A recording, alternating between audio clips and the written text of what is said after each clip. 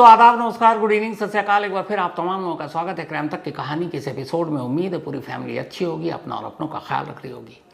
इधर कुछ वक्त से लगातार अलग अलग शहरों से, अलग अलग स्टेट, राज्यों से खबरें आ रही हैं। पत्नी पति को मार रही है, पति पत्नी को मार रहा है, अलग अलग तरीके से, अलग अलग साजिशों के तहत। कोई शादी के फ़ौरन बाद, कोई हनीमून के दौरान, कोई शादी के 10-10, 15-15 साल के बाद भी। तो अजीब सी एक लहर सी चल पड़ी, एक सिलसिला सा चल पड़ा है। लेकिन आज जो आपको कहानी सुनाने जा रहा हूँ, ये एक ऐसे पति पत्नी की कहानी है जिनकी शादी हुई, दोनों बहुत खुश कुछ साल तक, लेकिन फिर पति पत्नी में अनबन और दोनों को लगा कि अब एक दूसरे के साथ नहीं रह सकते। डिवोर्स का केस फाइल कर दिया और फिर तलाक हो गया। अब कायदे से पति पत्नी के दो अलग अलग रास्ते हो गए। डिवोर्स के बाद फिर दोनों एक सो चुके हैं, तो एक दूसरे की ज़िंदगी में दखल देने का मतलब ही नहीं। लेकिन ये कहानी एक ऐसे जेलस पति की है जिसने अपनी पत्नी को डिवोर्स तो दे दिया, लेकिन तलाक के बाद भी उसका गुस्सा शांत नहीं हुआ। उसे यही लगता था कि उसकी पत्नी खुश कैसे है तलाक के बाद भी, डिवोर्स लेने के बाद भी। उसको खुश नहीं रहना चाहिए, उसको खुश होने का हक ही नहीं है कि मुझसे अलग होकर भी वो खुश कैसे है ज़िंदगी में। और यही चीज़ उसे अंदर अंदर इतना ज़्यादा खाए जा रही थी कि उसने फैसला किया कि वो अपनी एक्स वाइफ को ऐसा दर्द देगा कि वो हमेशा याद रखेगी। और उसके लिए उसने सबसे पहले उसकी फैमिली को टारगेट करने की साजिश रचनी शुरू की। ये कहानी है एक लड़की जिसका नाम है श्रीषा। हैदराबाद की रहने वाली, अच्छे परिवार से। श्रीषा ने अच्छे से पढ़ाई की, उसके बाद डॉक्टर बनी। डॉक्टर बनने के बाद घर वालों ने उसकी शादी कर दी, लेकिन शादी के बाद पहली शादी कामयाब हुई नहीं। हालांकि दोनों को एक बेटी हुई, लेकिन वो पहला पति शरीफ जब एक दूसरे के साथ म्यूचुअल अंडरस्टैंडिंग और बाकी चीज़ें हुई नहीं, तो उन्होंने फैसला किया हम दोनों अलग हो जाते हैं। दोनों अलग हो गए। बेटी अब श्रीषा यानी माँ के पास रहने लगी। पहले पति ने अपनी दूसरी शादी कर ली, अपनी नई जिंदगी बसाई और श्रीषा की ज़िंदगी से हमेशा हमेशा के लिए निकल गया। अब इधर श्रीषा की उम्र ज़्यादा थी नहीं, मतलब कम उम्र में ही डिवोर्स हो गया था और एक बच्ची थी। तो माँ बाप ने कहा अब चलो लड़का ढूंढते हैं, दूसरी शादी करते हैं। फिर एक लड़का मिला जिसका नाम अजीत कुमार, एक आईटी कंपनी में इंग्लैंड में काम करने वाला, वो भी इंग्लैंड के बर्कशायर में रहने वाला लड़का। अच्छा, प्रोफाइल अच्छा, फैमिली अच्छी, सब देखभाल कर माँ ने अब श्रीषा की दूसरी शादी कर दी अजीत कुमार के साथ। शादी अब चूंकि श्रीषा की पहली शादी हो चुकी थी, एक बेटी थी उसकी। उस वक्त जब शादी हुई 2018 में, तब वो 2 साल की थी। तो जब रिश्ते की बात चली तो ये पता था कि ये डिवोर्स ही है, तलाकशुदा है और एक बेटी भी है। फिर भी अजीत कुमार ने उसकी बेटी के साथ उसे अपनाया और इसी शर्त पर ये शादी हो गई। शादी हुई हंसी खुशी। अब श्रीषा अपनी बेटी को लेकर अपने दूसरे जो हस्बैंड अजीत कुमार के पास इंग्लैंड पहुंच गई। बर्कशायर में वहाँ रहने लगी। चूँकि वो एक पढ़ी लिखी डॉक्टर थी, उसने वहाँ अपनी जॉब करनी शुरू की। अजीत कुमार एक आईटी कंपनी में एक प्रोफेशनल काम करता था। ठीक ठाक ज़िंदगी चलती रही। 2018 से 19, 20, 21 तक ठीक ठाक चल रही, लेकिन 21 के बाद अचानक अब अजीत कुमार बदलने लगा। झगड़े की शुरुआत हुई श्रीषा के पहले पति से हुई बेटी को लेकर। जिस बेटी को अपनाने की शर्त पर उसने शादी की, अब उस बेटी से वो दूरी बनाना चाहता था। उसे लगता था ये उसके पहले पति की बेटी है और ये हमारी ज़िंदगी में क्यों। इसी बात पर अब श्रीषा से झगड़ा होने लगा। अब श्रीषा, उसकी माँ, अपनी बेटी को अलग तो कर नहीं सकती। धीरे धीरे अब बेटी के नाम पर जो झगड़ा शुरू हुआ वो बाकी चीज़ों की तरफ रुख मुड़ गया। अब वो अपनी पत्नी में कमियां निकालने लगा, बेवजह उसे मारने लगा। फिर 1-2 बार गुस्से में उसने श्रीषा की बेटी के गले को भी पकड़ लिया, ऐसा लगा मार देगा। फिर वो टॉर्चर करने लगा। अब अनजान देश में श्रीषा अकेली अपनी बेटी के साथ शर्म के मारे अपने घर वालों को भी कुछ सच्चाई नहीं बता रही है, क्योंकि पहले ये शादी वैसे ही नाकाम थी, ये दूसरी शादी थी, माँ बाप परेशान हो जाएंगे। लेकिन धीरे धीरे जुल्म इतना बढ़ता गया कि अब श्रीषा को लगा बर्दाश्त नहीं कर पाएंगे। उसने इंग्लैंड में ही पुलिस स्टेशन में रिपोर्ट लिखा दी अपने पति के खिलाफ टॉर्चर को लेकर, और ये कि उसने उसकी बेटी पर भी हाथ उठाया और उसे मारने की कोशिश की। पुलिस ने मामला दर्ज किया, तफ्तीश की, लेकिन पति के खिलाफ कोई एक्शन नहीं लिया। इस दौरान में अब इस यातना से तंग आकर श्रीषा ने कोर्ट में डिवोर्स के लिए पेपर फाइल कर दिया। ये पहला धक्का लगा अजीत को कि ये कैसे कर सकती है, मतलब एक महिला कैसे तलाक के लिए अर्जी दे सकती है। उसका ईगो हट कर गया। खैर मामला कोर्ट में गया, डिवोर्स फाइनल हो गया और तलाक हो गए दोनों के। अब श्रीषा अपनी बेटी के साथ बर्कशायर में ही अपनी ठीक ठाक उसकी नौकरी थी, पेशे से डॉक्टर थी, अपना काम कर रही है। पति भी वहीं है, लेकिन अब वो अंदर ही अंदर सुलग रहा है कि एक तो उसने डिवोर्स ली, तो उसके ऊपर से यहीं रह रही है, अपनी ज़िंदगी ठीक ठाक है, बेटी को भी पढ़ा रही है। अब बेटी की उम्र 7 साल हो चुकी है और कहीं से ये नहीं लग रहा है कि इस डिवोर्स के बाद उसकी ज़िंदगी में कुछ बदलाव आया। अंदर ही अंदर अब अजीत कुमार घुटने लगा। फिर उसने कहा कि नहीं, इसको सबक सिखाना है, पर कैसे? तो उसने तय किया कि इसके फैमिली के लोगों को एक एक कर मारेंगे और सबसे पहला टारगेट उसने चुना श्रीषा के फादर को लेकर। श्रीषा के फादर का नाम हनुमंत राव, अच्छे खासे पढ़े लिखे ठीक ठाक परिवार के लोग। इनका एक बेटा यूएस में भी रहता है। तो वो मौके की ताक में था। उधर शायद ये भी डर रहा था कि श्रीषा पे हाथ लगाएंगे, ब्रिटेन में पहले उसने कंप्लेंट दर्ज कर रखा है तो वो पकड़ा जाएगा। इसी दौरान में अब अजीत कुमार को पता चला कि 3 जून 2023 को हैदराबाद में श्रीषा के भाई की शादी है, पुरेंद्र, और इस शादी के लिए पूरा परिवार इकट्ठा होगा। उसे ये भी पता चला कि श्रीषा भी शादी में जाएगी क्योंकि उसके भाई की शादी है। अब श्रीषा इंग्लैंड से हैदराबाद आती है 2023 जून के महीने में अपने भाई की शादी अटेंड करने के लिए। अब शादी का घर, सब कुछ माहौल ठीक ठाक। 3 जून को शादी, लेकिन उससे पहले 2 जून को एक अजीब चीज़ होती है। होता है कि रात को पूरा परिवार अपना घर में खाना बनता है, शादी का घर था, और खाकर सो जाते हैं। लेकिन सुबह अचानक सभी को उल्टियाँ आनी शुरू हो जाती हैं और अजीब सी उनकी कैफियत, उन्हें समझ में नहीं आया क्या हुआ। खैर उन्हें लगा कुछ खाने में ऐसी चीज़ होगी, फूड पॉइजनिंग टाइप। ये सब हुआ। उसके बाद शादी वादी ख़त्म हुई। अब सब मेहमान भी चले गए। अब घर में सिर्फ श्रीषा, उसके माँ, उसके बाप, भाई, नई दुल्हन जो घर ब्याह कर लाई गई, अब यही लोग थे। अब धीरे धीरे ये हुआ कि इस परिवार में अजीब चीज़, सभी फिट थे। जो श्रीषा की माँ थी उमा महेश्वरी, वो भी फिट, एक्टिव। लेकिन अब अचानक सभी को उल्टियाँ आनी शुरू होने लगी और हर दूसरे तीसरे दिन कोई ना कोई परिवार का बीमार पड़ने लगा। हॉस्पिटल ले गए, पता किया, पर कोई समझ में नहीं आया कि हो क्यों रहा है। अब फिर ये हुआ कि शायद कुछ खाने में गड़बड़ है, क्या है। तो घर वालों ने तय किया कि अच्छा काम करते हैं, अब बाहर से खाना मंगाते हैं। जो अलग अलग फूड डिलीवरी करते हैं उनके ज़रिए रेस्टोरेंट से। अब इन्होंने बाहर से खाना मंगाना शुरू किया।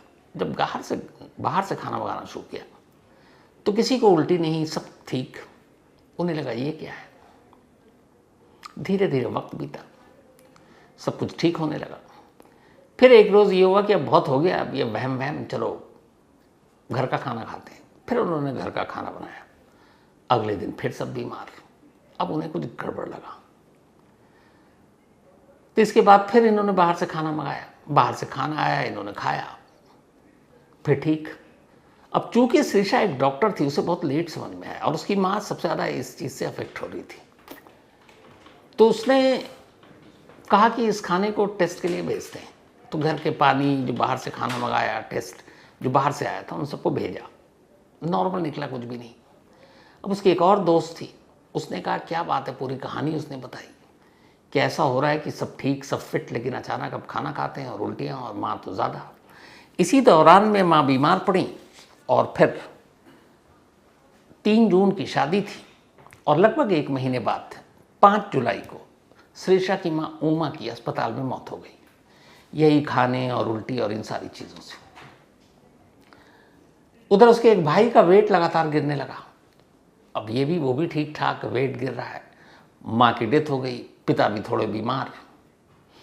कुछ समझ में नहीं आ रहा है। सारा खाना वाना भी बाहर का चेक हो गया, लैब में भिजवा कर। तो जब रिपोर्ट आई तो पता चला घर का पानी भी ठीक है, जो बाहर का खाना था वो सब ठीक है। फिर घर की भी कुछ चीज़ें भेजी कि ये देखो, तो पता चला उसमें भी कोई ऐसी चीज़ नहीं निकली। तो फिर क्या, अब घर में खाना खाने से लोग डरने लगे। फिर उसकी दोस्त ने कहा कि अच्छा मैं आती हूँ एक दिन घर पर उसने जाकर पूरा किचन देखा। उसने कहा बाकी चीज़ तो टेस्ट कर लिया, तुम्हारे घर के मसाले को टेस्ट करते हैं। अब वो मसाले के सैंपल सब ले गए। जब मसाले के सैंपल को ले गए और लैब से जो रिपोर्ट आई, पूरा घर सन्न है। पता चला उस घर में रखे हुए हर मसाले में कोई ना कोई अलग अलग किस्म का जहर था मिला हुआ, जो स्लो पॉइजन का काम कर रहा था और धीरे धीरे घर वालों को मार रहा था। और शायद उसी वजह से श्रीषा की माँ की मौत हुई। अब उस वक्त जब मौत हुई तो ये सारी चीज़ें तो थी नहीं क्लियर। अब सवाल है घर में जहर कौन। पूरा परिवार इतना डर गया कि अब उन्होंने घर का खाना बंद कर दिया। अब तक बाहर के खाने से कोई प्रॉब्लम नहीं हो रही थी, लेकिन जब बंद किया और बाहर का खाना मंगाना शुरू किया, एक हफ्ते बाद अब एक अजीब चीज़ हुई। अब बाहर से जो खाना आ रहा है उस खाने को खाकर भी अब घर में उल्टियाँ हो रही हैं। पूरे घर को लगा कि अब तक बाहर के खाने से तो कभी ऐसा हुआ नहीं, तो फिर अब क्यों हो रहा है। फिर श्रीषा ने अपनी उस डॉक्टर दोस्त से कहा। उसने कहा ठीक है, जो अब पहले बाहर का खाना टेस्ट हो चुका था, क्लियर था, इस बार अब जब ये होने लगा तो उन्होंने कहा भेजो। अब भेजा तो पता चला कि जो बाहर ऑर्डर देकर खाना मंगाया था उन सब में भी वही पॉइजनस चीज़ मिली हुई थी जो घर के मसालों में मिली हुई थी। अब कोई भी हैरान और दंग रह जाएगा कि ऐसा कैसे हो सकता है, पहले घर के मसाले में और अब बाहर के फूड में भी, और वो डिलीवरी बॉय आता है उसकी कोई मतलब नहीं है। तो अब धीरे धीरे घर वालों को शक हुआ। इसके बाद इन्होंने पुलिस में कंप्लेंट की। कई बीमार और एक मौत हो चुकी है, और अगर ये जहर की वजह से तो फिर ये सीधे सीधे मर्डर का केस। अब हैदराबाद पुलिस ने भी इस मामले की तफ्तीश शुरू की। उसके बाद पता करना शुरू किया। जब सारी जांच शुरू हुई तो एक हैरान करने वाली कहानी सामने आई। पता चला कि इस घर में जो भी मसाले और सारी चीज़ें आती थीं वो किसी किराना की दुकान से नहीं, बल्कि ये लोग ब्लिंकिट और बाकी जगहों से ऑर्डर करके मंगाते थे। जो आजकल सब डिलीवरी, बहुत सारे ऐसे कंपनियां हैं, बट इन कंपनियों का उसमें कोई दोष नहीं। तो ये मंगाते थे और वो आता था और घर में इस्तेमाल होता था। लेकिन इन्वेस्टिगेशन के दौरान पता चला कि हुआ ये कि इन सारी चीज़ों पर किसी ने कब्जा कर लिया था, और वो शख्स कोई और नहीं था, वो अजीत कुमार था। अजीत कुमार इस घर के हर मसाले में और बाहर से मंगाए जाने वाले हर खाने में जहर मिला रहा था, धीरे धीरे करके, ताकि किसी को शक न हो और पूरा परिवार मर जाए। और पहला टारगेट पे था हनुमंत राव, उसके ससुर, दूसरे नंबर पर सास, लेकिन इत्तेफाक से सास की पहले मौत हो गई। अब पुलिस ने जब ये जांच शुरू की, अब अजीत कुमार बैठा हुआ इंग्लैंड में, यहाँ कैसे, तो पुलिस ने सीसीटीवी कैमरे निकाले, बाकी जितने भी वो डिलीवरी बॉय और सब आते थे उन सबको खंगालना शुरू किया। उसके बाद एक एक करके उठाना शुरू किया। एक एक कर 9 लोग पकड़े पुलिस ने। जब उन 9 लोगों को पकड़ा तो एक कहानी सामने आई। कहानी ये कि कोई शख्स था जिसने डिलीवरी बॉय पर नजर रखी। वो देखता था कि श्रीषा के घर पर कौन कौन खाने देने आता है। तो कई बार के बाद उन्होंने डिलीवरी बॉय को अलग से पकड़ा और कहा कि मैं तुम्हें इतने पैसे दूंगा, किसी को 2000, किसी को 3000, और ये डब्बा मुझे दे दो, मैं घर पहुंचा दूंगा। वो भी लालच में आ गया। अब ये खाने का डब्बा ले लेते और उसके अंदर खोल कर पॉइजन मिला देते, और फिर जाके घर पे डिलीवरी करके चले आते। वो ड्रेस भी पहन लेते कुछ देर के लिए उधार लेकर, इनके अपने लड़के, और दे आते। इसके बाद इन्हें पता चला कि ये बाहर से मसाला भी मंगाते हैं, तो उसका भी ऑर्डर होता है, ऑनलाइन दिया और वो आ रहा है। तो उन लड़कों को भी इन्होंने रिश्वत दी, पैसे लिए, उन्होंने कहा मैं डिलीवरी कर दूंगा, और उन मसालों में भी ड्रग्स, वो पॉइजन मिलाना शुरू कर दिया और उसको दे दिया। घर में वो यूज़ हो रहा, क्योंकि घर वालों को पता ही नहीं है। इस तरीके से इन्होंने इन सारे लोगों को, जो जो ऐसे कैरेक्टर थे जो इस घर तक कोई भी सामान पहुंचाते थे, उन सबको एक एक कर अपने चंगुल में लिया, पैसे का लालच दिया, पैसे दिए, और उस खाने पीने और मसाले में इन्होंने जहर मिलाना शुरू कर दिया। अजीत कुमार जो लंदन में बैठा उसके कहने पर। अब अजीत कुमार ऑर्डर तो दे रहा है, लेकिन ये खाने में और इन सारी चीज़ों में जो पॉइजन था वो आम दुकानों में, मार्केट में नहीं मिलता, तो वो कैसे आ रहा था। तो पुलिस से तफ्तीश की तो पता चला कि अजीत की एक बहन है जो हैदराबाद में ही है, और जो एक लैब में काम करती है, और उस लैब में इस पॉइजन का इस्तेमाल होता है। अजीत के कहने पर उसकी बहन वो पॉइज़न डिलीवर कर रही थी और वो पॉइज़न कुछ लोग जो उसने हायर कर रखा था उन तक पहुंचता उसकी बहन के ज़रिए, और फिर वो रेडीमेड खाने में या फिर घर के मसाले में उसे मिला देते थे। अब इसके बाद एक एक कर जब ये पकड़े गए तो पता चला कि सिर्फ कहानी यही नहीं है, ये तो मारने के सिर्फ एक तरीके में से एक था, कई तरीकों में से। वो इतना सनकी अजीत कुमार था कि उसने कहा था किसी भी कीमत पर इस फैमिली को मारना है और अपनी एक्स वाइफ को मैं खुश देख ही नहीं सकता हूं। तो इससे पहले ही उसने मारने के बहुत सारे मौके ढूंढे और अटेम्प्ट भी किया। उसने जो पहला ट्राई किया था अपने ससुर को मारने के लिए वो ये था कि रोड एक्सीडेंट में उनकी मौत हो जाए, कि उसे पता था ये गाड़ी से निकलते हैं और किसी ट्रक से मार देंगे। लेकिन जिसे सुपारी दी उस ट्रक वाले ने कहा कि ये जो रूट है, चूँकि वो बुजुर्ग मैन राव साहब तो ऐसे हाईवे और उससे भी अकेले नहीं गुजरते हैं, तो जिन जगहों से गुजरते हैं वहाँ ट्रैफिक काफ़ी है, तो ऐसे ट्रैफिक में जाकर ट्रक से टक्कर मारना मुश्किल था।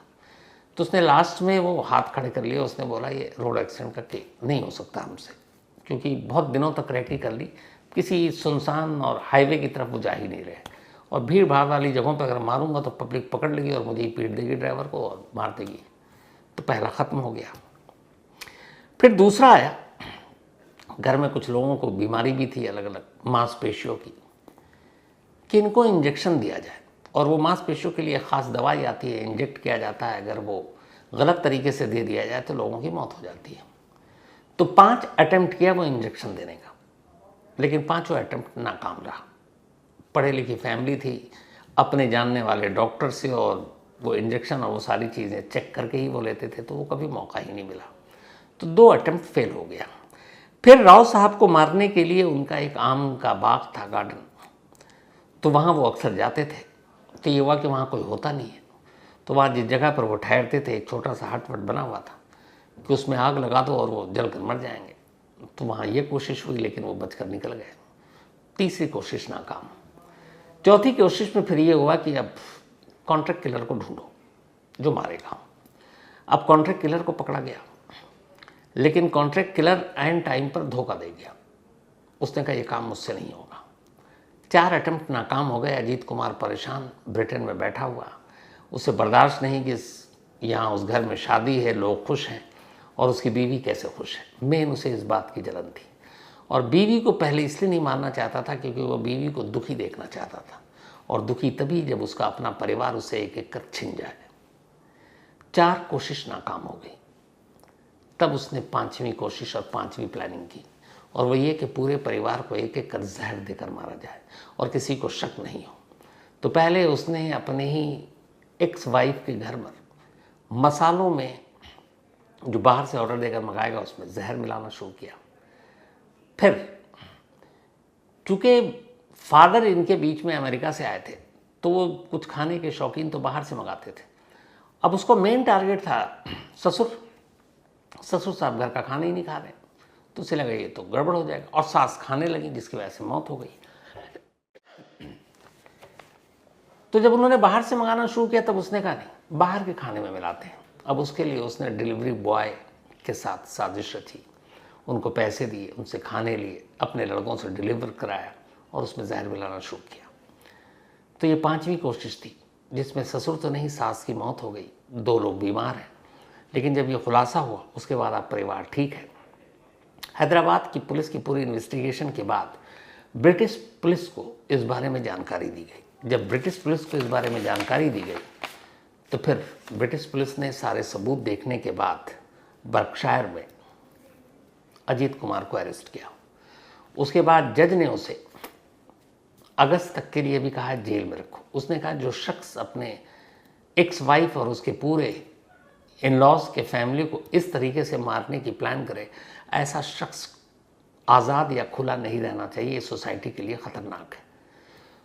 तो फिलहाल उसे अगस्त तक जेल में रखा गया है और नवंबर में इस मुकदमे का फैसला होना है। 9 लोगों की यहाँ गिरफ्तारी, जिसमें अजीत कुमार की बहन भी है, हैदराबाद में हुई है। 10वां मेन इस वक्त इंग्लैंड में है, अजीत कुमार मेन कल्प्रिट, और नवंबर में वहाँ फैसला होना है। तो उस फैसले के बाद मुमकिन है हैदराबाद पुलिस ये कोशिश करेगी कि अजीत कुमार को भारतीय कानून के तहत यहाँ लाया जाए और इसे यहाँ लाकर उसके किए की सज़ा दी जाए। तो देखिए, नवंबर के बाद कभी भी ऐसा हो सकता है कि अजीत कुमार को यहाँ लाया जाए। लेकिन कमाल है, जो शुरू में मैंने आपको कहा, पति पत्नी, पत्नी पति को मार रहे हैं, यहाँ एक एक्स वाइफ से इस हद तक नफरत कि उसके पूरे घर को मारने वाला उसका अपना ही एक्स हस्बैंड और प्लान कर रहा है। क्यों? क्योंकि पहले पति से उसकी जो बेटी थी वो उसे पसंद नहीं, जब पसंद नहीं थी तो शादी के वक्त ही मना कर देता। लेकिन बार बार कहता हूँ, जब ये सारी चीज़ें हो जाती हैं तब इंसान सोचता है कि मैंने गलत किया, काश करने से पहले सोच ले तो शायद क्राइम हो ही नहीं। तो इसी के साथ कहानी में आज इतने ही है।